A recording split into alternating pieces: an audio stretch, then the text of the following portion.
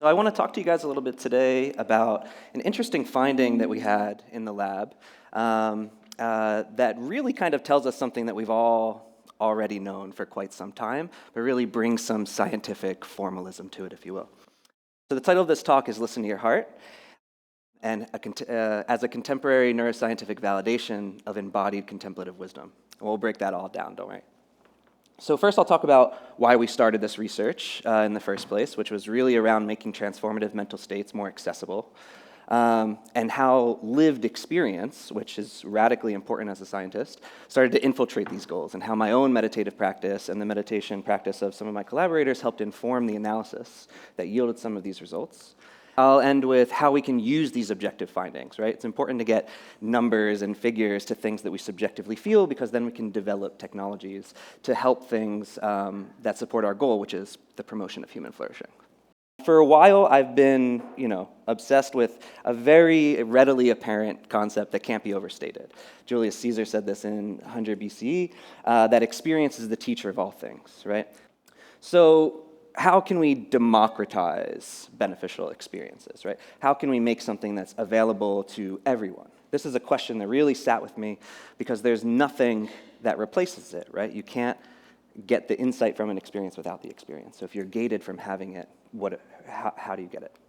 I thought, well, if anyone meditates, you know that there's a natural ebb and flow to the experience. It's actually the experience itself is the cyclic nature of noticing the mind wandering and bringing it back to present focus awareness. So there's this, ebb and flow to it. And I thought, well, if we could track the ebb and flow of one's meditation, then maybe we could use some form of technology to get you more flows than ebbs, right? Let someone have a little bit of a lived experience and then try and amplify it.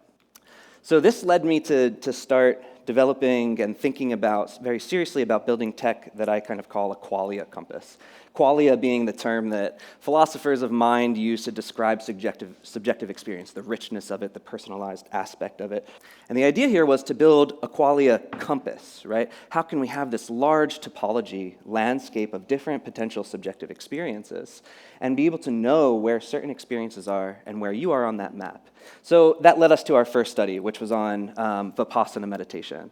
It's relatively simple, but elegant and straightforward, whereby you're effectively bringing awareness to any of the bodily sensations that are there and treating them with equanimity, non-judgmental awareness, just appreciating them and seeing them as they are. So this practice, given how homogenized it is, right? It's very structured, et cetera. We thought it would be a good place to start for looking at, in a group study, at meditation. So remember, right, the idea here is if we can track the ebbs and flows of a meditation, then we can use tech to help you get more flows than ebbs. We set up a EEG, 64-channel EEG cap, a bunch of peripheral monitors, so we get, heart rate, respiration, EMG, etc. We placed a clicker in their hands, and we told them, whenever you feel as though you've surfaced from a previously deeper state, make a series of button presses between 1 and 5 to indicate the deepest depth of your meditation since your last response. So we did this, right, with 42 different expert Vipassana practitioners. They came across multiple sessions, and we got a ton of data. We showed all of the different ways we could use these 64 channels of EEG activity to predict meditative depth very well. But it's certainly not pragmatic, right? We can't strap someone into a 64-channel EEG every day, every time that they want to go and practice. So we thought to ourselves, was there something else we can do with this data set? So typically in most neuroimaging studies, right, you'll be collecting brain data, and then you present people with different stimuli, exogenous stimuli. But in our case, right, we don't have that at all, right? People are just meditating and making reports, right, about the depth of their meditation.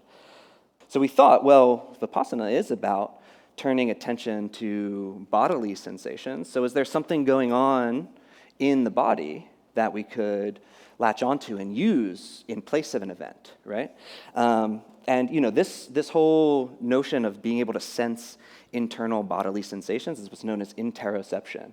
My great collaborator here in Nath came up with the idea of saying, well, how about we look at the heartbeat? What does the brain look like on heartbeat? What does the brain look like on heartbeat? You do this, right, over and over and over again throughout the entire time that we've collected data, and you can look at the average response of the brain to the heart.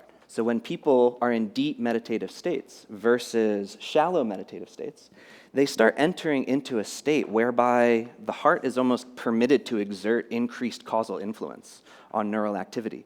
It's not just circulating blood. It really all comes mostly, the strongest effect sizes from this region on the electrode channels called C3, which is right around here. Back to interoception, right?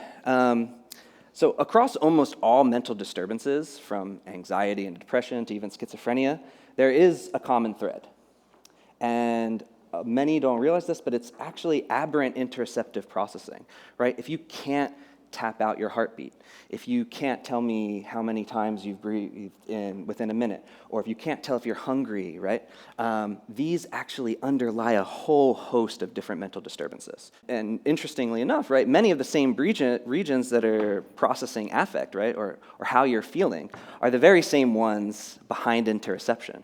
So how we feel is really tied to how our body feels, right?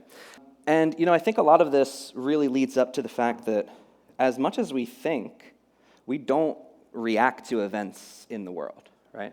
We actually react to the way those events make our body feel.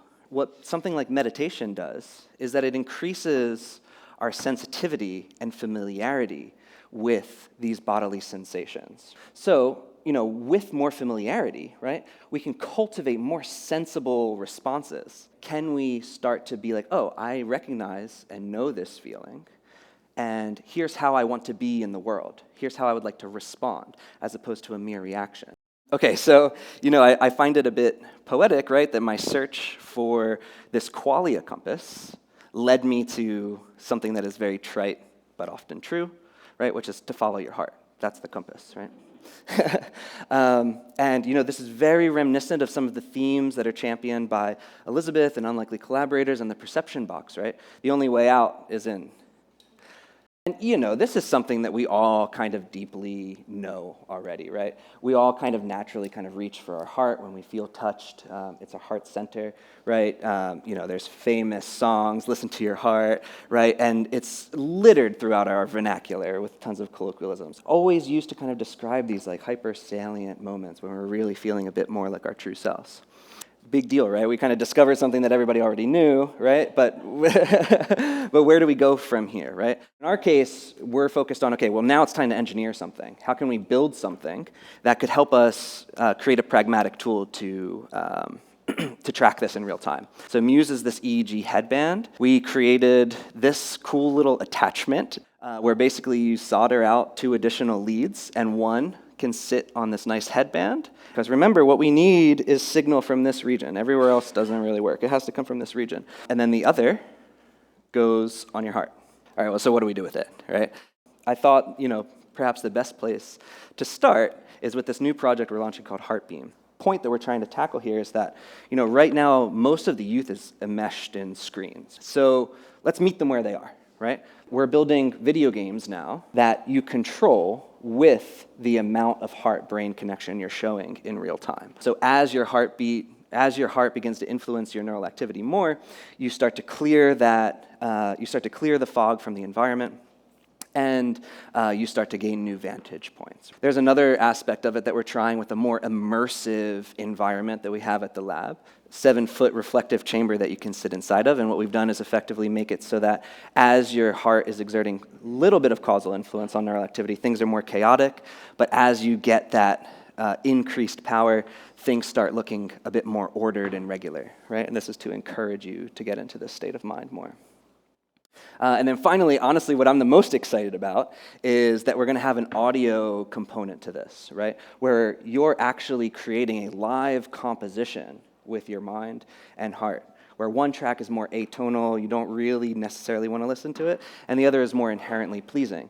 And as you get closer to the state that we want to cultivate, which is this increased influence of the heart on the brain, it starts going more to this other track that's more pleasing. And it creates this way of like mixing a live, dynamic musical production on the fly. That's how we found where we are, and how we kind of stumbled into this finding of sorts that was kind of a bit like a flourish with restraint, and other ways in which we're trying to cultivate the capacity for people to see the view from the top of the mountain, right? So that they can eventually develop the discipline to climb back up there themselves. Thank you for your attention. I really appreciate you guys staying connected with me. And if you want to follow us on social, etc., stay up with next projects, take a bit, yeah.